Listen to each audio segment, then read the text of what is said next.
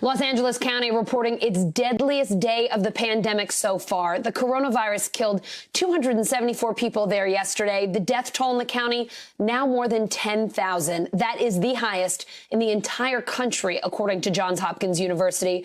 Los Angeles Mayor Eric Garcetti saying morgues and funeral homes are so full they are turning away grieving families. But our hospitals are now treating patients in their gift shops and in their chapels. Mortuaries and funeral homes are having to turn away bereaved families just wanting to bury their loved ones. And now this disease is killing more people without underlying conditions. And just when you thought things couldn't possibly get any worse there, Southern California has confirmed a new and potentially more contagious strain of COVID-19.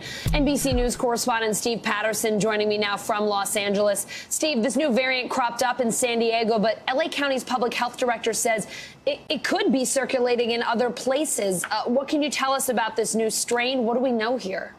Well, and that is the biggest fear, that it is out there circulating in some way. Here's what San Diego County health officials have said. They said they confirmed that this new strain was found in a 30-year-old San Diego man a few days ago on December 29th.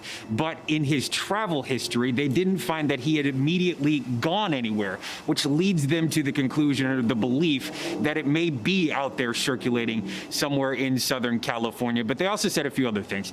First of all, this new strain, while it may be more contagious, there is no indication to say that it is more impactful or more fatal or more deadly or anything like that. And they will combat it the same way in which they're combating the current strain. So there's really no change in posturing from health officials or frontline healthcare workers on dealing with the potential of a new, more contagious strain. Still, on top of everything else, this is just more troubling news that is facing health officials in Southern California. Allison? Yeah, Steve, we know Southern California is dealing with another really severe issue. ICU capacity still at zero. I feel like we've been talking to you about this for weeks now. So how are hospitals treating not just COVID patients, but other people there who are in critical condition who need help? Well, that's the thing. I mean, it has been literally weeks for some hospitals. They've had no capacity. So they've had to, again, retrofit certain hospitals, find corners of hospitals to turn into makeshift ICUs so they can treat patients. But as you said, the problem is when you have an overwhelming number of these COVID patients in every hospital, when you have somebody that is a gunshot victim or a car accident victim or suffering from a stroke or heart attack, it's harder to find space for those people when the main problem is this surge in the virus. Those people are still being treated, of course, but now they have to get much more creative about not even just when you get inside the hospital, but the delivery method. So you'll have ambulances that are all now being diverted at almost every single hospital in Southern California in some way, depending upon the ailment you have. But when you get inside now, say you are coming from an ambulance, now they are treating people inside the ambulance. They're almost turning those into makeshift ICUs or ERs as best as they possibly can. Or you may make it to the loading dock where the ambulance is parked, or inside the hallway that is outside of the ER unit. And the problem is, again, because there are so many COVID patients packing those ER units where those other victims should be, it is very difficult for these ICU nurses, these ER doctors to get a handle on the situation. They're doing the best they can. But again, as we've been talking about, they're very close now to what's called rationing care, to deciding who needs what based upon who is too far gone or who they feel like they can save at this point. And that is a very, very dangerous situation for health officials in LA County. Allison. Steve, it's New Year's Eve.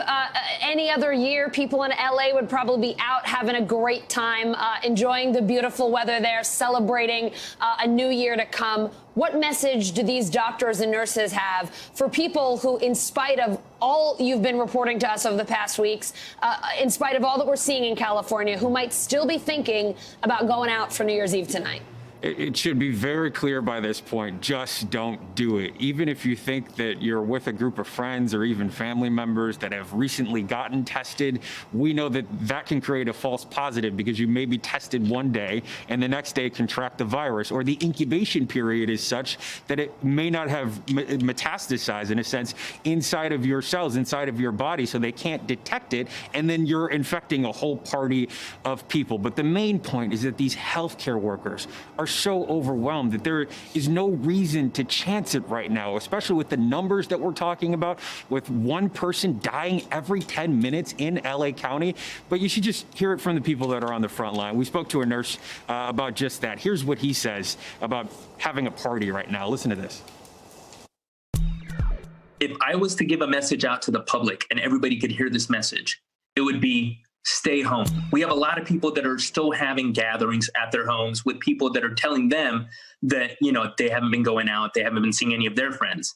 But everybody's visiting grocery stores, everybody's visiting the gas station, and these are all opportunities for you to get infected. The health department is now on their Twitter feed. They're tweeting once every 10 minutes to account for the loss that this county is facing. It is one of the most impactful displays of social media I've seen. They've been doing it literally all day. I woke up this morning and I thought somebody hacked their account, but it's extremely intentional, and they just have to work on messaging because these frontline healthcare workers can't do anything else. It is now on the public to make the right decisions so the next 2 or 3 or 4 weeks, we don't end up in a situation that is irreversible. Allison. Steve, I know it is incredibly hard to be doing the heavy reporting that you have been doing day in and day out. We cannot thank you enough. It is so important for our viewers to understand what is going on there in LA. But I know it is a really tough job, and I'm really looking forward in 2021 to the first time that we just have you on to do a light feature, because from the wildfires to this, it's been a rough 2020, and you've been at the forefront of it. So thank you for that. And here's to better news in 2021. Well, thanks for having me on to do it, because it is important, but I am hoping for that day as well. Thank you so much. Hey, NBC News viewers, thanks for checking out our YouTube channel. Subscribe by clicking on that button down here, and click on any of the videos over here to watch the latest interviews, show highlights, and digital exclusives. Thanks for watching.